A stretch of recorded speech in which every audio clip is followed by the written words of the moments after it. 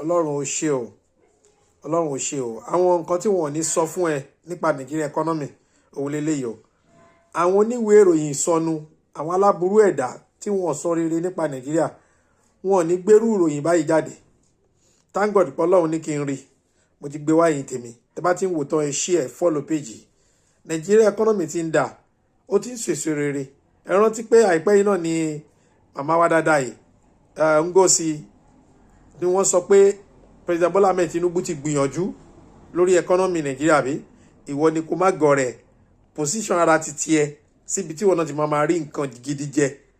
Kò sí ìlú tó máa kówó fún ẹ lọ́fẹ̀ẹ́. Ìwọ náà gbọ́dọ̀ wù ní nǹkan gidi tó ń ṣe tó fẹ́ fi gbélé ayé, tó fẹ́ fi rí owó, tó fẹ́ fi ṣe ilé ayé tiẹ̀ náà.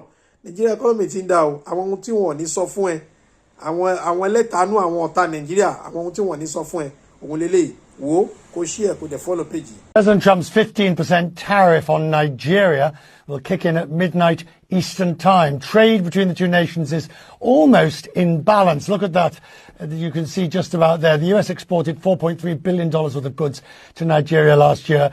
Nigerian exports to the US, well, you can see the numbers for yourself. Nigeria primarily sells oil, fertilizers, to the United States. The tariffs threaten to slow down its economy. The World Bank says it expanded 3.4%.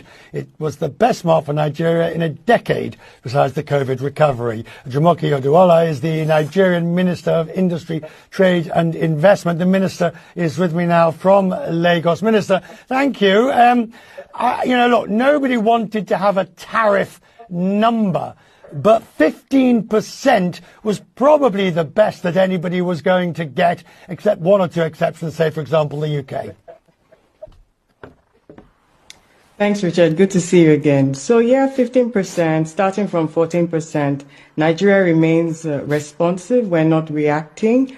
We're focused on our reforms. We're focused on our 8-point agenda of President Bola Ahmed Tinubu.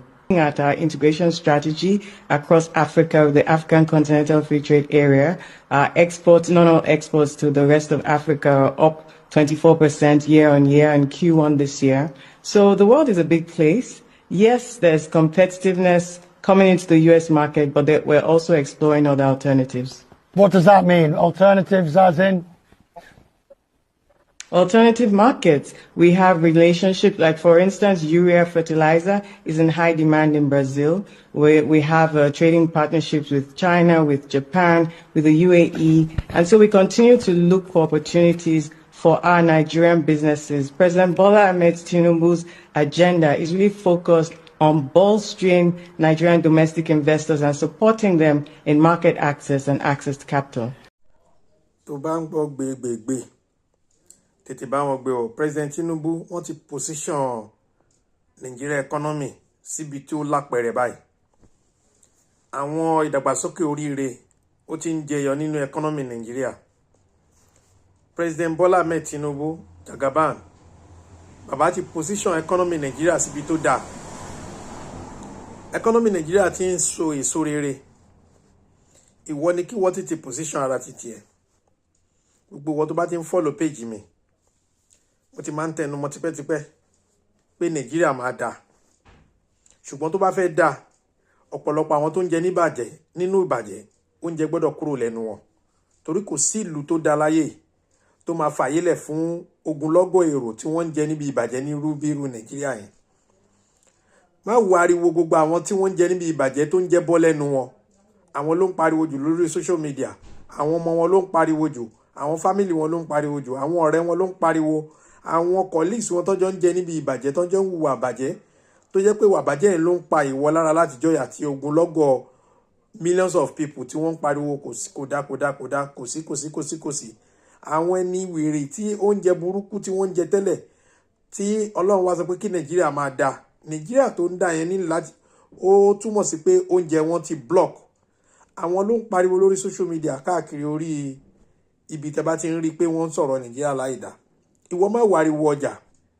Ìwọ fún rẹ gangan tó bá mọ̀ pé èèyàn dáadáa ni ẹ́, position ara tiẹ̀ síbi tí wàá ti rí dáadáa ṣe nínú Nàìjíríà. Tó bá dẹ̀ pé Japa náà ló ti rò pin pé àní kó Japa níṣẹ́, má fi falẹ̀ mọ́ o. Ṣorí pé gbogbo nǹkan tí ń ṣẹlẹ̀ káàkiri àgbáyé, mi ò fẹ́ kọ́rọ̀ ẹja sí àdáyé náà. Ó roko kò dóko, Orodo kò ródò, Ọlọ́run jẹ́ kó tọ́ sí èmi àti ẹ o. Share fídíò yìí, like ẹ, follow page yìí.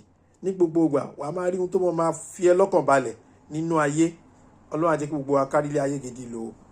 President Bola Ahmed Tinubu wọ́n ti ń gbìyànjú o fẹ́ economy Nàìjíríà wọ́n náà ṣáàrí fídíò tó wò tán ó gbọ́ gbogbo ohun tó sọ tó tún lọ wò kó share fáwọn ọ̀pọ̀lọpọ̀ àwọn èèyàn jẹ́ káwọn náà jàǹfààní jẹ́ kọ̀ọ̀kan wọn balẹ̀ kóníkálùkù position rẹ̀ síbi tó ti fẹ́ máa jẹun lọ́nà tó tọ́ kóníkálùkù position rẹ̀ síbi tó ti fẹ́ máa jẹun lọ́nà tó tọ́ ìwọ tó bá nídìí 1 million naira lọ position rẹ̀ síbi iṣẹ́ tí wàá ti máa rí irú owó báyẹn tó bá dẹ̀ pé 100 million lóhùn ẹ̀ láti máa rí gbìyànjú láti struggle láti ṣiṣẹ́ láti wá ọ̀nà gidi dé ipò tí wàá ti máa rí 100 million naira èèyàn máa ń ṣiṣẹ́ débi tó bá fẹ́ láyé ni kò sí opportunity kan tó yẹ pé wàá kọ́tẹ̀ dédé rò pé miracle kan fẹ́ gbé e síbi tí ò tọ́ sí ìyẹn ló ń ba ayé ọ̀pọ̀lọpọ̀ nǹkan tó ń ṣẹlẹ̀ sí Nàìjíríà ló ń bà wá jẹ́ ọ̀pọ̀lọpọ̀ àwọn ẹ̀dá tí wọ́n ń rí owó ọ̀nà tí ò tọ́ nọ́ngbà rí owó kò síbi tí wo ti fẹ́ rírú ẹ̀ lágbàáyé gbogbo àwọn ìlú òyìnbó tí gbogbo afẹ́jápa lọ o ò lè rí owó ìfàlẹ́ níwèé ẹ̀ o wàá ṣiṣẹ́ débi tó ti fẹ́ máa rí owó ni bó ṣe wà káàkiri nìyẹn Ọlọ́run àdúró ti wàdúrà wá gbà President Bola Ahmed Tinubu nǹkan oníṣẹ́ mi o 2027 lágbára Ọlọ́run á tún dá yín lóhùn ó di 32 àbíkọ́ ni Ọlọ́run àṣẹ bẹ́ẹ̀ ni rọrùn ẹ lọ́dún mẹ́jọ yẹn pẹ́ ẹ lò wọ́n máa pé pérépérépéré ẹ tún wá gbé fún èèyàn gidi tó máa continue lábẹ́ ṣe dáadáa tọ́lọ́run sọ pé kẹ́ máa ṣe yìí ó dàbọ̀.